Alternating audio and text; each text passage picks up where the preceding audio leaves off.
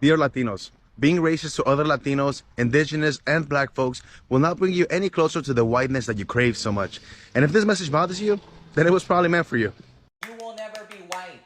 As much as you, a fellow Latino, wants to be in proximity to whiteness, you will never be white. You will never be chosen in that way. As much as you think that you are better than undocumented Latinos because your family came here the right way, or because you're second generation or third generation, or because you either forgot or unaware of the foundation of this country and the fact that immigrants from Europe came here, stole the land from indigenous people, and then literally stole people, and forced them to be slaves, forced them to do labor. So when you think that you want to be in proximity to whiteness because you consider yourself better, think about that. Think about that there is internalized racism in our own community, how there is anti-blackness in our own community, how there is colorism in our own community. Think about those things, because no human being is better than the other because they think that because they have papers that they are better than another human being. A human being is a human being. There is no alien. There is no illegal when it comes to the world, okay? So let me remind you that you will never be white. Oh my gosh, who said that? Who said it? Who said that? Hey guys, welcome to my YouTube channel. Thank you so much for your support. So credit goes to all these creators, guys. I saw these videos on my FYP. I was on my own and I saw them. And I think we should talk about it because the idea some Latinos have about their proximity to whiteness is wild. And honestly, I don't get the obsession. Like, why is so much energy spent trying to be seen as almost white? And a lot of Latinos grow up believing that the closer you are to white people, the better your life will be. If you speak a certain way, you dress a certain way, you move in a certain way, things will go smoothly. Like they will be treated better, they'll be respected more. So people start adjusting themselves. They start to, downplay where they are from, soften their accents, emphasize European roots, and sometimes even look down on other Latinos who have darker skin. Talking about internalized racism. Guys, the mentality to me does not make any sense. Does it make sense to you? You are Latino. That's who you are. Embrace it. You are not white. And no amount of proximity changes that. You can be light-skinned, educated, successful, well-spoken, all of that, and you are still Latino. I mean, internalized racism is so bad that even amongst their own community, some of them find it difficult to associate with other Latinos who have darker shades than them. Why? Why build your identity around getting so close as possible to something that you'll never be? And it's not even about hate, right? It's not about anger. Whiteness is not something you earn by behaving well. It's not as if it's a reward. It's an identity that already has fixed boundaries, so to say. So when Latinos chase it, what they are really chasing is approval. And guys, y'all know that approval is not stable. It comes and goes depending on who is handling it. And that's why this mindset quietly creates, insecurity, because you start measuring yourself through somebody else's lens. You start caring too much about how, comfortable you make white people feel. And once you do that, guys, you're no longer living as yourself. You're just acting. And trust me, white people do not care. They don't. So why not just support your own, right? Why not support your own in your own community and treat them better? Why not, guys? Let's see what these other creators have to say. Maybe you understand my points better, and I'll see you soon. Us as Latinos, I've noticed that we're willing to accept white people in our family, but not black people. Most of the time, we prefer white people over black people. Really, any other nation more than a black person. What I mean is, a mother's daughter has a white boyfriend, they would happily welcome him more than if she had a black boyfriend. Most of the time, there's a stereotype within the Hispanic household about black people, right? That they're criminals, They're gang members. They're violent. They're someone you should fear. When really, we should look at white people that way, because white people are the ones who actually are harming us right now. Yes, they're Hispanics who are in those ICE trucks, ICE vans, but they have been put in place by the oppressor. The same people who descend from the people who took your land, put your forefathers in slave ships, stole your identity, gave you the terms Latino, Hispanic. The people who descend from those people, they're oppressing you today. And their forefathers oppressed your forefathers back in the day. So what is my point? We need to deny any nation but our own. As Black, Latinos, and Natives, we are the same people. We should unite, we should come together, and we should marry one another. If your daughter wants to get with a so-called African American, of course, you want to make sure that he's a good fit. You should allow that. If your son wants to get with an African American sister, make sure she is fit and allow that. And same thing for so-called black people. Same thing for your daughters and your sons who want to get with natives or so-called Hispanic. You should allow that, because that's going to make us unite. That's going to make us stronger. And people might say, well, black people hate Hispanics. Hispanics hate black people. Listen, the reason why we are hurting each other is because we're oppressed by the same person who's causing stress, who's causing chaos, who's causing poverty in our lives. And when we are going through stress and anger, we get violent. And who are we going to get violent with? The people who live among us. We live amongst each other. You understand? But the people who we should really be upset with, and who we should point the finger at, is our oppressor. And we should never point the finger at each other. We should come together, resolve our problems, get over grudges, get over division amongst each other, and really come together as a community. Get off of drugs.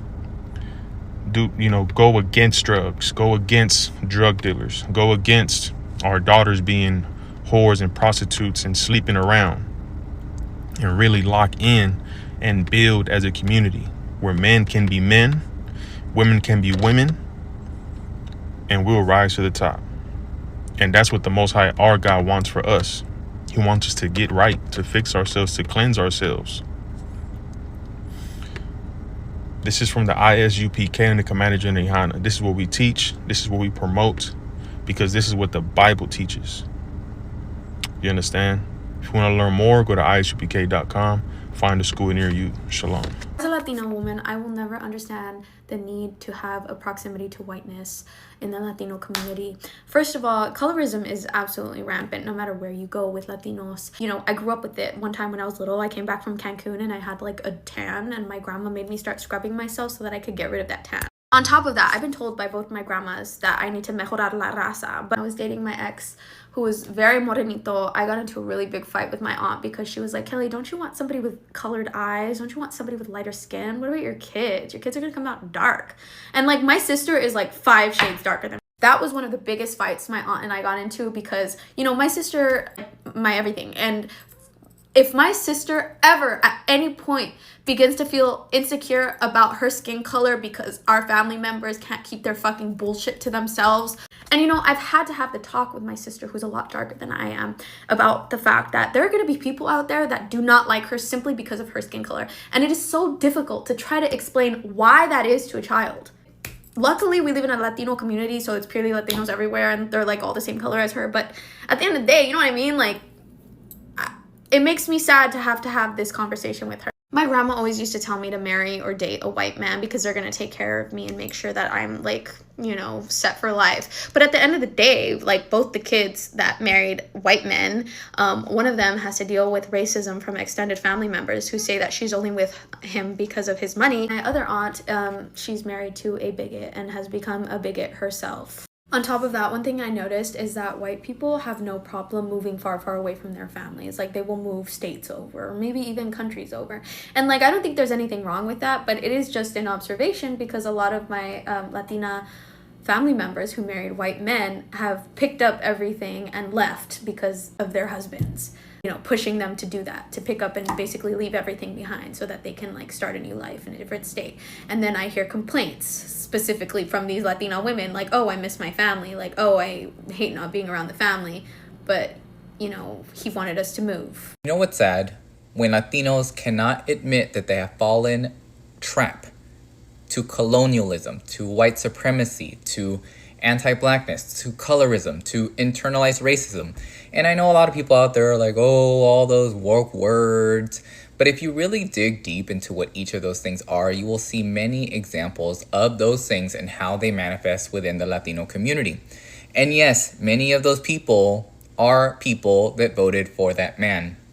But I say that it's sad because when I've created content about this, mind you, the content is centering the fact that there are many examples of all those things that I just mentioned within the Latino community when Latinos themselves say things like, oh, you should marry someone that's lighter skinned or a white person to mejorar la raza, to better the race.